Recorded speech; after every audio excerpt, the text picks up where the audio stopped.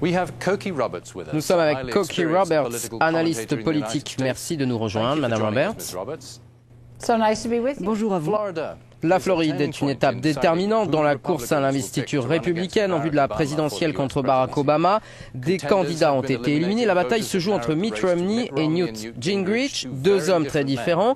Qu'est-ce que cela nous apprend sur l'établissement républicain ?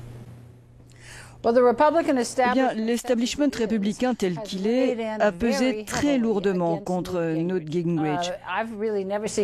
Je n'ai vraiment jamais rien vu de tel avec d'anciens politiciens, d'anciens candidats républicains comme Bob Dole, qui était le candidat en 1996, ou John McCain, qui était candidat en 2008, disant des choses aussi fortes contre Newt Gingrich.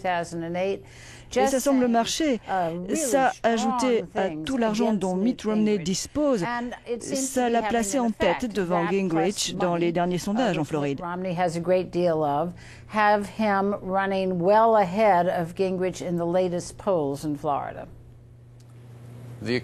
L'économie est la principale préoccupation dans cette élection, mais les États-Unis sont toujours liés au monde extérieur. Les colombes de la politique étrangère peuvent voter démocrate, les faucons voter républicain. Quelles décisions des États-Unis ou d'autres pays comme l'Iran, la Syrie ou l'Afghanistan pourraient jouer sur le cours de l'élection ? Vous savez, la politique étrangère ne sera pas vraiment un problème, sauf exception. Ce que nous observons normalement ici, c'est que l'économie, surtout quand elle est mauvaise, comme encore maintenant, c'est ce qui préoccupe le plus les électeurs. Sauf si un gros problème de politique étrangère les frappe au visage. Et cela concernerait des troupes américaines impliquées à l'étranger ou une catastrophe comme le 11 septembre. Et au jour d'aujourd'hui, il n'est pas évident que l'Iran ou l'Afghanistan vont jouer un rôle dans cette élection. Mais cela peut changer du jour au lendemain. Et c'est quelque chose qui inquiète vraiment les candidats parce qu'ils ne peuvent pas réellement contrôler cela. Ils pourraient être très bien placés pour l'élection. Un grand événement survient et il changerait entièrement le cours de la campagne.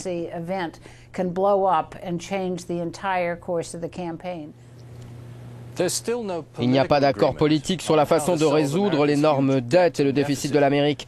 Entre Obama et ceux qui veulent sa place, sait-on quelles sont les promesses jugées les plus réalistes par les électeurs ? Vous savez, c'est vraiment intéressant. Presque personne ne parle de la dette et du déficit. Le président a fait son grand discours sur l'état de l'Union la semaine dernière et nous n'avons jamais entendu ces mots. C'était remarquable. Évidemment, c'est encore un énorme problème dans ce pays, comme en Europe. Et il y a encore des voix appelant le président et le Congrès à prendre des mesures sévères.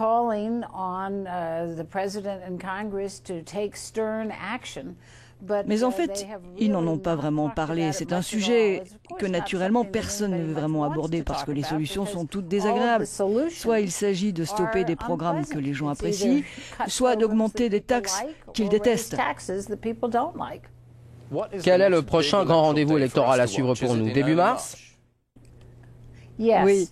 Après cette activité débordante de janvier, après la primaire de Floride, nous avons une période de tranquillité, quelques petits caucus où les gens doivent trancher sur un candidat dans un certain nombre d'États. Et fin février, il y a de grosses primaires au Michigan et en Arizona. Et puis il y a le 6 mars, c'est ce qu'on appelle le Super Tuesday et beaucoup d'États votent à ce moment-là. C'est le prochain très gros événement à suivre. Hold their contest. And so that's the next really big one on up. Nous suivrons donc le Super Tuesday. Merci, Cokie Roberts. So good to be with Merci à you, vous. Adrian.